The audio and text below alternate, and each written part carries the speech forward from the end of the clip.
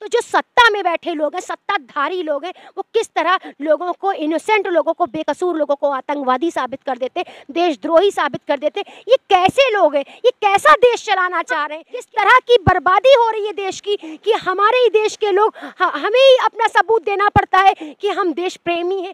दोस्तों नमस्कार। उत्तर प्रदेश का एक इलाका अचानक सुर्खियों में आ जाता है, दुबग्गा इलाका, लखनऊ का दुबग्गा इलाका। और अचानक बहुत सारी मीडिया, बहुत सारी पुलिस फोर्स, एटीएस के लोग एक घर को घेर लेते हैं। यहाँ से मिनाज नाम के एक शख्स को गिरफ्तार किया जाता है। हमारे साथ आज उज़मा परवीन जी हैं, जो पकड़े गए हैं आतंकवाद के आरोप में। उनके पिता से, उनके माता से मिल के आ रही हैं। इनसे पूछने का प्रयास करते हैं कि इनका क्या मानना है इस पूरे मसले पर। उज़मा जी क्या कहती हैं जो ये पकड़े गए हैं उसको लेकर? देखिए, जो आरोप अभी तक साबित नहीं हुआ है, ठीक है, वो अभी साबित नहीं हुआ है कि वो आतंकवादी। सिर्फ उनको शक के बिना पर पुलिस ले गई है, एटीएस ले गई है। जो चीज़ें निकली हैं, जो चीज़ें बरामद हुई हैं, आपने देखा, आप सभी को पता है ये चीज़ें। तो कहीं ना कहीं साजिश भी हो सकती है, साजिश के तहत फंसाया जा सकता है।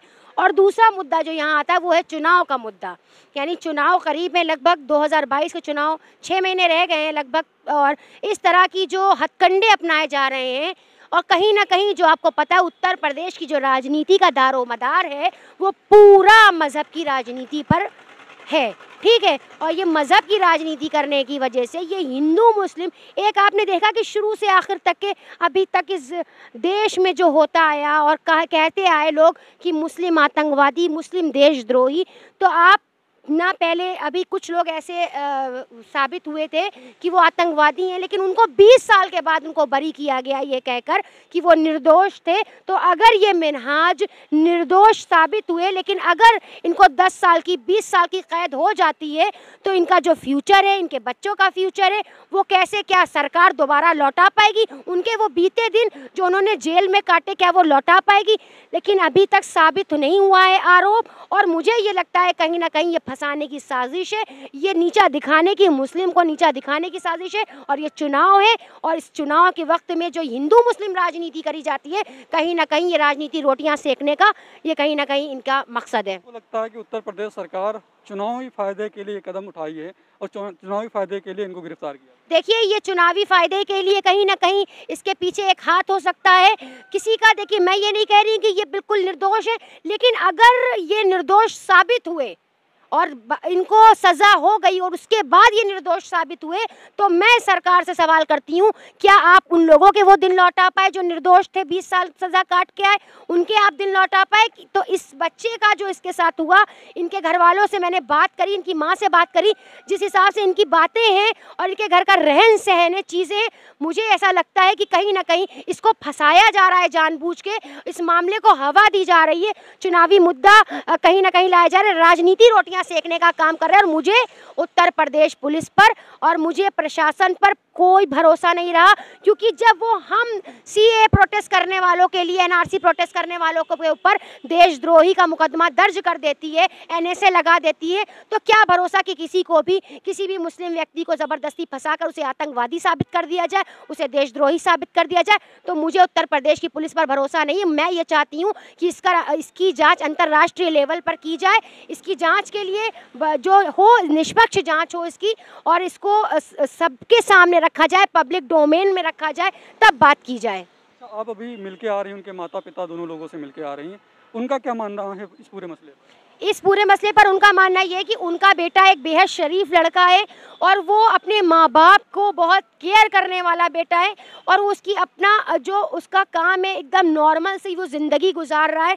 तो आपने उसको लिंक जोड़ दिया आतंकवादी से, आपने इसको, तो हम, मुझे ये लगता है ये सब झूठी मूठी बातें, ये जो करना चाह रहे हैं, चुनाव का जो चुनाव में गर्मा गर्मी पैदा करना चाह रहे हैं, हिंदू मुस्लिम करना चाह रहे हैं, और हिंदू को अपनी तरफ ला के एक अपना हिंदूवादी का जो पोस्टर ये छापना चाह रहे हैं अपने मुंह पर, तो ये जनता जान चुकी है। ये कोरोना में जो इन्होंने स्थिति करी थी देश की, उत्तर प्रदेश की, ये सब जानते हैं। ये अपनी उस स्थिति को छुपाने के लिए, कोरोना की उस स्थिति को छुपाने के लिए जो बेहद ख़राब थी, बेहद गंभीर थी, उसको छुपाने के लिए कहीं ना कहीं ये साजिश रची जा सकती है और कहीं ना कहीं उनको फंसाया जा रहा है। अभी उनकी माँ की हालत कैसी है? क्योंकि हमसे उन्होंने मना कर दिया बातचीत करने के लिए, उन्होंने कहा कि कुछ समय बात करेंगे, अभी उनकी तबीयत सही नहीं लग रही थी, बोल रही थी, काफ़ी परेशान नज़र आ रही थी।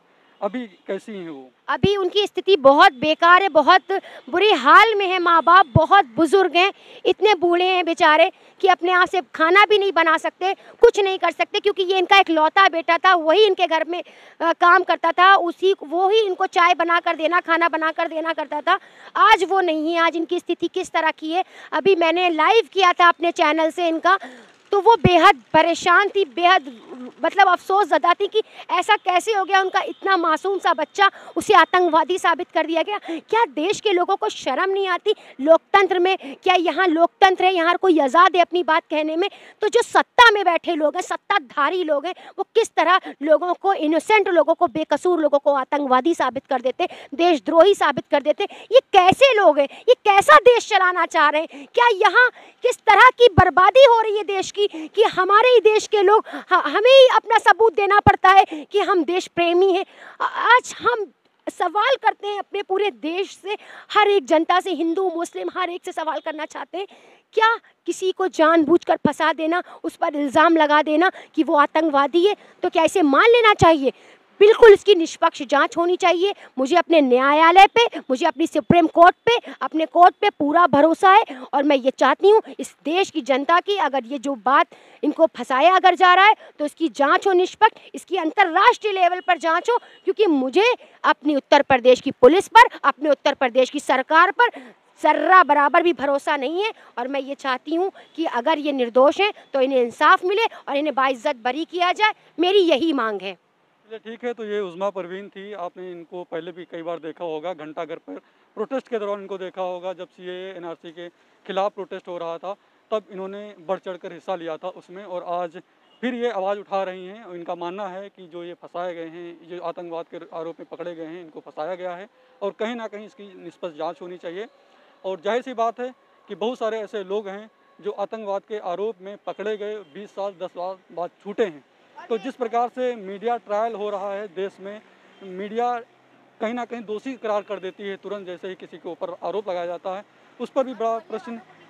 एक चीज़ और बोलना चाहती हूँ जी, मैं और ये बात कहना चाहूँगी कि जो सपोर्ट करता है, अगर किसी निर्दोष का सपोर्ट करता है तो उसको भी उसके साथ उसका लिंक जोड़ दिया जाता है। और मैं बिल्कुल घबरा नहीं रही, मैं बिल्कुल डर नहीं रही, मैं बिल्कुल बहादुरी के साथ इनका साथ देने के लिए तैयार हूँ।